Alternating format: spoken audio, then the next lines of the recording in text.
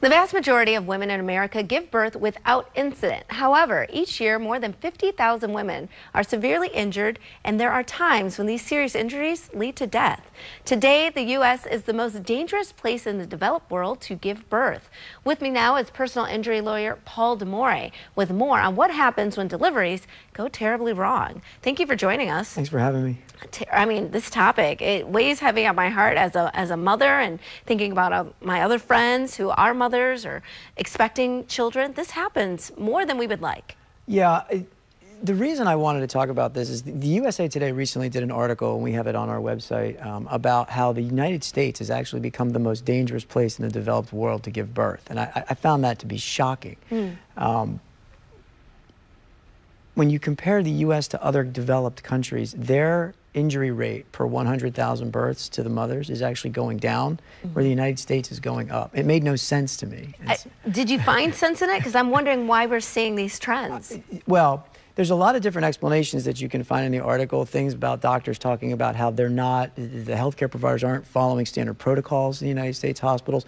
They're not doing things called hemorrhage drills for mothers in the United States hospitals, things that other countries seem to be instituting on a national level, where we seem to be allowing to occur on a hospital-by-hospital basis.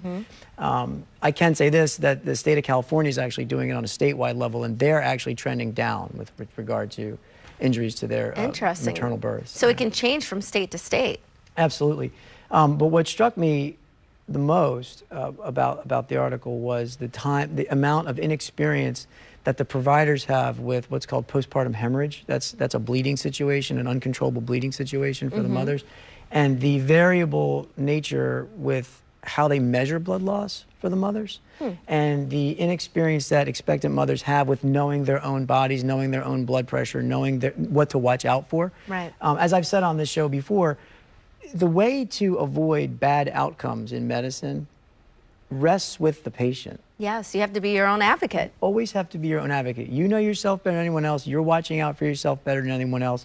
You have one patient to worry about, whereas the providers have multiple patients to worry about. It's something I've read a lot about. I know that we were talking off camera about Black women especially giving birth and being in the healthcare system, and that their numbers are drastically impacted in terms of poor deliveries or death at delivery and what have you. So how can women in general, all women, protect themselves? What can we do?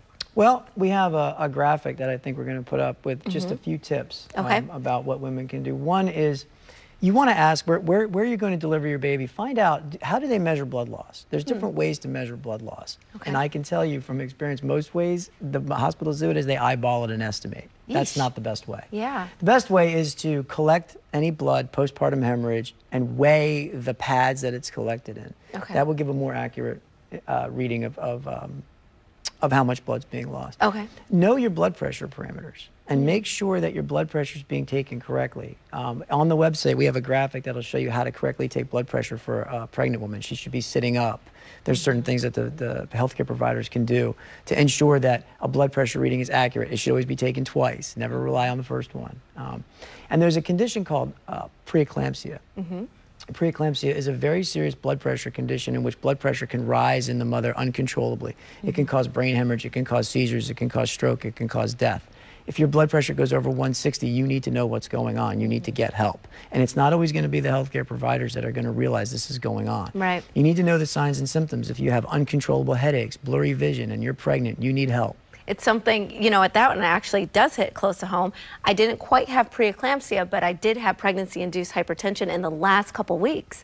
And my doctor, I had a great doctor, said the same thing. If you have a headache, you have to come in.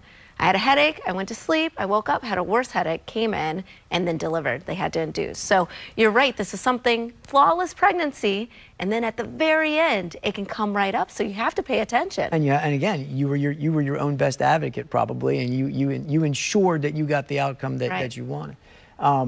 And finally, I just want to talk about this hemorrhage drill again, because it brings me back to a case that we handled a couple of years ago. It was unbelievably tragic. 23-year-old woman died. It took her 6 hours to bleed to death. Oh my goodness. In a Maryland hospital, because they hadn't appreciated what's called a hemorrhage drill. And the nurse midwife was relying on the obstetrician to run through the algorithm, or what the steps are, to save her from bleeding to death. The obstetrician thought the nurse midwife was doing it. Oh, so the And so it became was... a communication debacle, and this poor 23-year-old woman bled to death, but it took her 6 hours for it to happen. Goodness. And so you want to make sure, hey, it's a simple question. Do you guys know what to do in case I start bleeding uncontrollably? Right. Do you have protocols in place? Do you have enough blood on hand? They're going to say yes, but they're going to think. Right. It's going to put that thought in their head. This is a woman who knows what she's talking about. We need to take care of her properly. Well, this is all important information. You're right. I think a lot of times we don't feel like we are empowered enough to have these discussions with our medical providers because they're the experts, but we are our own advocates. So thank you so much for that reminder. And again, we can just go to needjustice.com if we are in the need for justice with you. Yes, visit the website anytime. Call 1-800-JUSTICE. It's always free to talk to us. Perfect. Thank you so much for being here. And we'll be right back with more Midday Maryland right after this. Stay tuned.